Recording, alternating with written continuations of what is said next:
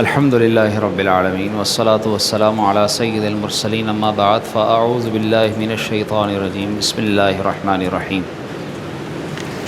الحمدللہ آج 14واں روزہ اختتام کی جانب ہے اور درس اصلاح معاشرہ کا بھی آج یہ 14واں سلسلہ ہے۔ ہم سن رہے تھے شادی پر ہونے والی رسومات کی خرابیاں، جیسا کہ منگنی کی رسم اور شادی بیاہ پر ناچ گانے سے متعلق پچھلے درس میں ذکر ہوا۔ آج کا موضوع ہے جہیز کی نمائش کا معاملہ۔ شادیوں میں جہیز کی اہمیت تمام معاملات سے زیادہ ہو چکی ہے، حتیٰ کہ بہت سی بچیاں جہیز نہ ہونے کی وجہ سے کئی سال سے کنواری اور اپنی تقدیر کے فیصلے کی منتظر ہیں، اور پھر جہیز میں بے اعتدالی کی صورت ایسی ہو گئی ہے کہ جتنا بھی جہیز دے دیا جائے وہ کم ہے۔ بعض گھرانوں میں دولہا والے پہلے ہی دلہن والوں کو جہیز کی فہرست بھیج دیتے ہیں، اور کتنی ایسی لڑکیاں ہیں جنہیں سسرال میں جہیز کم لانے کا جنہیں کم جہیز لانے کا طعنہ ساری زندگی برداشت کرنا پڑتا ہے،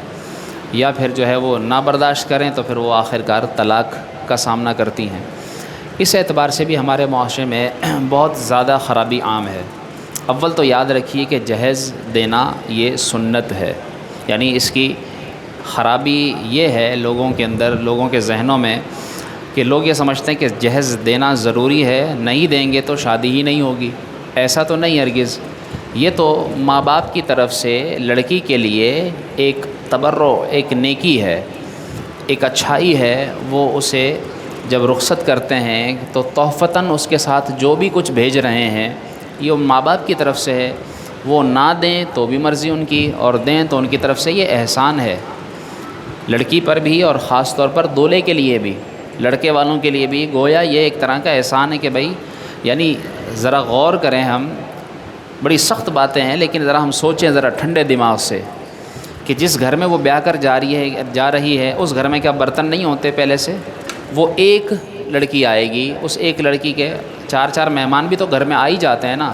تو کیا کم پڑتا ہے؟ بستر کم پڑ جاتے ہیں، یا کھانے کے لیے برتن کم پڑ جاتے ہیں، یا جگہ کم پڑ جاتی ہے؟ کیا کم پڑتا ہے؟ کچھ بھی تو نہیں۔ ہم آنے والے 2-4 مہمانوں کو ایڈجسٹ کر ہی لیتے ہیں۔ کوئی یہ کہے گا نہیں وہ تو 1 گھنٹے کے لیے آتے ہیں، 1-2 دن کے لیے آتے ہیں، تو بے شک 1 گھنٹے کے لیے آئیں یا 1-2 دن کے لیے آئیں، لیکن ہو تو جاتا ہے نا گزارا۔ ایک گھر کے اندر فریج بھی موجود ہوتا ہے، ایک بندے کی اضافی جگہ اگر موجود ایک گھر میں نہ ہو کیسے ہو سکتا ہے؟ تو آنے والی کچھ بھی نہ لائے تو وہ گھر کے اندر جو پہلے سے لڑکے کے گھر میں موجود ہے سارا سامان اسی میں ایڈجسٹ کر سکتی ہے وہ۔ اور کتنے ایسے اچھے گھرانے ہیں، ایسے لوگوں کے بارے میں بھی سننے کو ملتا ہے، یعنی جہاں خرابیاں ہیں وہاں اچھائی بھی ہیں۔ ہمیں صرف خرابیوں کا ذکر نہیں کرنا چاہیے، اچھائیاں بھی ذکر کرنی چاہیے اور اچھائیوں کو بھی دیکھنا چاہیے۔ کوئی ہو سکتا ہے کہ کسی کے ذہن میں یہ بات آئے کہ مولانا صاحب بس خرابیاں ہی خرابیاں گنوائے جا رہے ہیں، ایسا نہیں ہے، اچھائیاں بھی بہت ہیں اور بہت اچھے کرنے والے بھی ہیں، اور لیکن ہیں وہ کم، اور وہ اچھے ایسے ہیں کہ یقین جانیے کہ ان کے بارے میں جب سنتے ہیں تو انسان کا دل مطمئن ہو جاتا ہے کہ جہاں برے بہت ہیں وہاں اچھے بھی ایسے موجود ہیں کہ جن کو دیکھنے کے بعد انسان کے دل کو سکون مل جاتا ہے۔ ایسے گھروں کے بارے میں خود جانتا ہوں کہ جنہوں نے پہلے ہی لڑکی والوں سے کہہ دیا کہ آپ نے صرف بیٹی کو بیاہ کر رخصت کرنا ہے، آپ نے ایک چیز بھی نہیں بھیجنی ساتھ، اس کے کپڑے بھی ہم بنائیں گے خود، اور اس کو جو ہے وہ ہر چیز ہم مہیا کریں گے۔ اور ایسا انہوں نے کیا بھی، صرف باتیں نہیں، انہوں نے ایسا کیا بھی۔ تو مجھے بتائیے کہ کیا ہو گیا ایسا؟ اور آپ کے یہاں محلے میں بھی ایسے کچھ لوگ ایسے ہوں گے، میں ایسے شخص کو جانتا ہوں۔ تو بات یہ ہے کہ انسان ذرا یہ سوچ لے کہ ہمارے گھروں کے اندر جو آج بے سکونی ہے، اس بے سکونی کے پیچھے بہت بڑا ہاتھ ہمارا اپنا ہے۔ تو جہیز اول تو یاد رکھیے کہ دینا سنت ہے۔ آپ صلی اللہ علیہ وسلم نے بھی اپنی بیٹی کو دیا، اور دینا چاہیے۔ اگر ماں باپ کو اللہ نے نوازا ہے تو ضرور دیں، اور جتنا نوازا ہے اتنا دیں، پورا گھر اٹھا کر دیں، ضرور دیں۔ اس کے نام ایک الگ سے پلاٹ لیں، اس کو پورا گھر بنا کر دیں، بنگلہ اس کے نام کریں، اس کو پورا گھر اس کو بسا کر دیں۔ میں یہ نہیں کہتا نہیں دیں، اللہ نے دیا ہے آپ کو، لیکن بعض ایسے ہیں جو نہ ہونے کی وجہ سے لڑکیوں کو بٹھائے ہوئے ہیں، نہ ہونے کی وجہ سے ان کی شادیاں نہیں کر رہے، نہ ہونے کی وجہ سے وہ لوگ اس انتظار میں ہے کہ انتظام ہو تو ہم اس کو رخصت کریں۔ یہ چیز غلط ہے۔ اول تو سنت آپ صلی اللہ علیہ وسلم نے بھی دیا اپنی بیٹی کو، اس وقت کے حساب سے جو تھا وہ دیا آپ نے۔ میں یہ نہیں کہتا کہ اس وقت تو آپ صلی اللہ علیہ وسلم نے چکی دی تو آپ چکی دیں، یقیناً وقت کے تقاضے بدلتے ہیں، انسان کو وقت کے حالات کے مطابق چلنے کی کوشش ضرور کرنی چاہیے، لیکن اس حالات کے ساتھ چلنے کی کوشش میں اپنے آپ کو برباد نہیں کر لینا چاہیے، یا دوسرے کو برباد نہیں کر دینا چاہیے، یا خرابیوں کو جنم نہیں دے دینا چاہیے کہ معاشرے کے اندر کوئی صورت کچھ اور ہی صورت اختیار کر جائے۔ تو جہیز کا معاملہ بھی ایسا ہی ہے کہ لوگوں نے جو ہے وہ اسے اتنی بڑی مصیبت بنا لیا ہے، لڑکی والوں نے بھی خود بھی اور لڑکے والوں نے اس سے بڑھ کر، کہ باقاعدہ فہرستیں بھیجتے ہیں، موٹر سائیکل بھی چاہیے لڑکے کے لیے، اس کے لیے پلاٹ بھی نام کرنا ہوگا، اس کے لیے یہ بھی دینا ہوگا، یعنی برتن ہیں تو شیشے کے برتن الگ، کانچ کے برتن الگ، اور پلاسٹک کے برتن الگ، لوہے کے برتن الگ۔ اسی طرح بستر دیں گے تو 8 10 15 بیڈ شیٹ ہونی چاہیے، ہاں جی، بیڈ بھی ہونا چاہیے، پھر پورا جو ہے وہ سیٹ ہونا چاہیے، بیڈ روم سیٹ ہونا چاہیے، یعنی ہر چیز کی ڈیمانڈ کی جاتی ہے، ہر چیز الگ الگ ہونی چاہیے اور ایسی ہونی چاہیے، اور اب تو باقاعدہ جو ہے وہ بتا دیا جاتا ہے کہ فلاں کمپنی کی ہونی چاہیے، ہلکی پھلکی نہیں چلے گی معاذ اللہ۔ یاد رکھیے کہ یہ اس طرح کی ڈیمانڈ کرنا ہرگز درست نہیں۔ علماء نے لکھا ہے کہ یہ اس طرح جہیز کا مطالبہ کرنے والے گویا معزز بھکاری ہیں، گویا اپنے لیے مانگ رہے ہیں، یہ ان کے لیے اس طرح اس لڑکی جو بیاہ کرانے والی ہے اس سے اس طرح مانگنا یا اس کے گھر والوں سے منگوانا یہ اس طرح جائز نہیں، یہ تو اس کے والدین کی مرضی ہے، وہ جو مرضی دیں یا نہ دیں وہ تو اس کی مرضی ہے۔ جہیز بناتے وقت لڑکی والوں کو لڑکے والوں کی فرمائشوں اور حیثیت کا خیال رکھنا پڑتا ہے، اپنی ضرورت یا پسند ناپسند کا بھی نہیں، ان کا خیال کرنا پڑتا ہے کہ وہ کہیں تانا نہ مار دیں، کہیں وہ نہ یہ کہہ دیں کہ کیا لائی اور تم اپنے باپ کے گھر سے کیا لائی۔ یہ بات جو ہے وہ سننے کو ملتی ہے۔ عوام میں اس بات پر اب تک یہ بھی اتفاق نہیں ہو سکا کہ جہیز کی کم سے کم مقدار کتنی ہے اور زیادہ سے زیادہ کتنی، تو اس پر میں نے عرض کیا کہ اللہ نے جس کو جتنا نوازا ہے ضرور دے، لیکن اس پر فرمائشیں نہیں ہونی چاہیے، یہ ایک بری بات ہے۔ ایک عالم صاحب لکھتے ہیں کہ مجھے ایک شادی میں شرکت کا اتفاق ہوا، ایک زمیندار گھرانے کی بچی کی شادی تھی، نکاح اور طعام کے بعد، یعنی نکاح بھی ہوگا، کھانا وانا ہو گیا، اب جہیز کا سامان جب دولہا والوں کے حوالے کیا گیا، 2 ٹرک بھر کر اس طرح لادے گئے کہ اوور لوڈنگ بھی صاف نظر آ رہی تھی، حتیٰ کہ گاؤں دیہاتوں میں چونکہ بھینسیں تو بھینسیں بھی اس کو جہیز میں دی۔ اب بھی جی آپ نے سوشل میڈیا پر اگر دیکھا ہو باقاعدہ نمائش لگائی جاتی ہے کہ جہیز میں جو اس کو دیا، پورے حال کے اندر ایک سائڈ اس کے جہیز میں جو سامان جا رہا تھا اس کی نمائش کی گئی تھی، اس میں باقاعدہ بھینس کھڑی کی ہوئی تھی کہ جی یہ بھی جہیز میں دی جا رہی ہے۔ اور پھر وہ کہتے ہیں کہ بچا ہوا سامان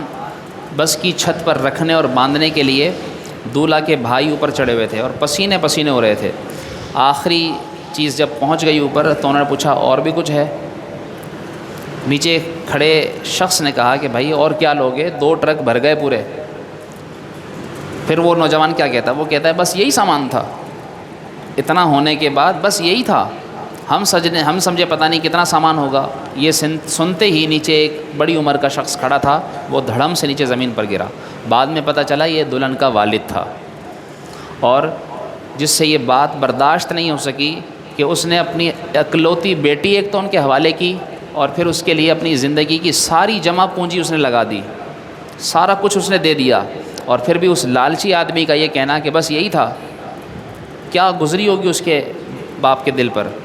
تو ہمیں یہ سوچنا چاہیے کہ بیٹی بیانے والا کس طرح اپنے جگر کا ٹکڑا جو ہے وہ حوالے کرتا ہے، نہیں جانتے کہ کس طرح بیٹی پالتے ہیں، کس طرح نازوں سے بچیاں پالی جاتی ہیں، اور کس طرح ان کے ناز اٹھائے جاتے ہیں، ان کے لاڈ رکھے جاتے ہیں، ان کو کس طرح سے پیار سے پالا پوسا جاتا ہے، ان کی حفاظت کی جاتی ہے، اتنا بڑا اس کو کیا جاتا ہے، پھر اس کو حوالے کیا جاتا ہے، پھر اس کے ساتھ اتنا کچھ وہ بھی دیا جائے، اور پھر بھی اس کو سننے میں یہ ملے کہ تم لائی کیا باپ کے گھر سے، تمہارے باپ نے تمہیں دیا کیا۔ جب یہ لفظ سنتی ہے لڑکی تو یقین جانیے اس کا دل، جو اس کے دل پر جو بیتتی ہے وہ وہی جانتی ہے، وہ کیا بتائے۔ اور گھروں کے اندر یہ طعنے عام ہیں، شادیوں کے موقع پر بعض لوگ مہمانوں کو وہ سامان دکھاتے ہیں جو لڑکے والوں کو لڑکی والا کی طرف سے دیا گیا، تو یہ جو ہے یہ جہیز کا دکھاوا یہ غلط ہے۔ اور اب چونکہ جدید چیزیں ہیں، اب تو LED بھی ہونی چاہیے، ٹھیک ہے، پورا اسپیکر سسٹم ہونا چاہیے، فریج بھی بڑے سائز کا ہونا چاہیے، اور یعنی جدید مشینیں جس میں جوسر مشین اور پتہ نہیں کیا کیا، یعنی آپ لوگ معاشرے میں ہم رہتے ہیں، ہمیں اچھی طرح معلوم ہے کہ کیا کیا ڈیمانڈز کی جاتی ہیں۔ تو اس طرح کی یہ یاد رکھیے کہ ڈیمانڈ کرنا یہ ہرگز درست نہیں۔ اسی طرح اس کی دوسری طرف جو لڑکے والوں کی طرف سے لڑکی والوں کو دیا جاتا ہے، جسے بری دینا کہتے ہیں، یہ بھی اب ایک دکھاوا بن چکا ہے کہ بری دکھائی جاتی ہے باقاعدہ، اور اس رسم کا مقصد اس کے سوا اور کیا ہو سکتا ہے کہ لوگوں کو یہ بتایا جائے کہ جی لڑکے کے والدین نے جو ہے وہ اپنا سرمایہ کس طرح پانی کی طرح بہایا ہے، ورنہ سامان دینے والوں نے اگر یہ صرف اپنی بہو کی گھریلو ضرورت کے لیے دیا ہوتا تو پھر دکھاوا کیوں کرتے، لیکن اصل مقصد ہی دکھاوا ہوتا ہے۔ باقاعدہ بزرگ جانتے ہیں، اور ہم نے بھی اپنے بچپن میں یہ دیکھا، باقاعدہ بلاوے دیے جاتے تھے گھر جا کر کہ جی وہ بری دکھا رہے ہیں، آ جائیں اور گھر میں آ کر بری دیکھ لیں کہ جی یہ جو لڑکے کی طرف سے لڑکی کے لیے جائے گی۔ تو یہ دکھانا، اور پھر جس گھر میں جو بچی جس کے والدین غریب ہیں، جو اس بچی کی شادی نہیں کر پا رہے، یا جس لڑکے کی شادی نہیں ہو پا رہی، تو جب وہ یہ سنتا یا سنتی ہوگی تو ان کے دل پر کیا بیتتی ہوگی کہ جی یہ تو اتنا دے رہے ہیں اور ہمارے پاس جو ہے وہ اتنا بھی نہیں کہ ہم عزت سے رخصت ہی ہو جائیں یا عزت سے ہم نکاح ہی کر لیں۔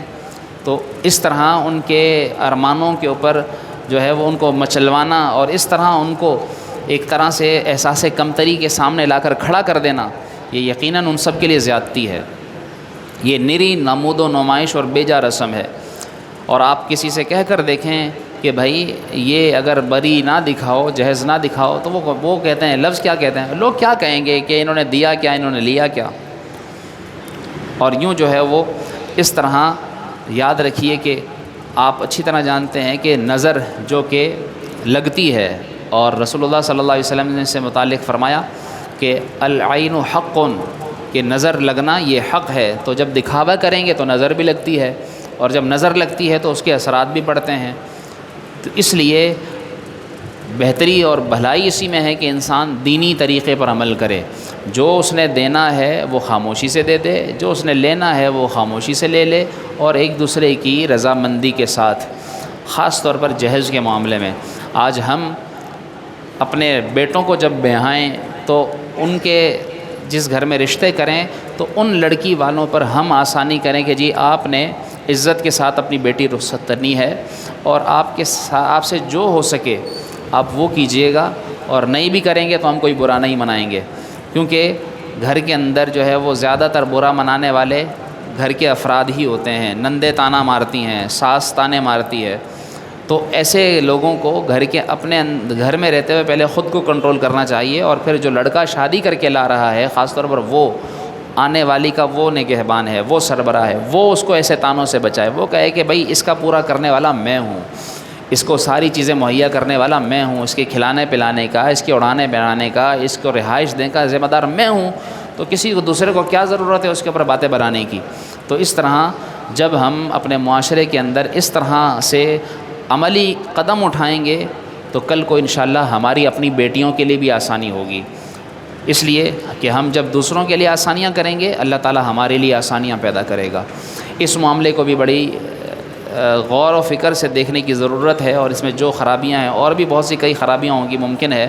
لیکن اس کو میں نے ذکر اس لیے کیا کہ تاکہ ہماری توجہ اس طرف جائے، اور ہم جہاں اس برائی کو روک سکیں، روکنے میں کوشش کر سکیں، اپنا کردار ضرور ادا کریں۔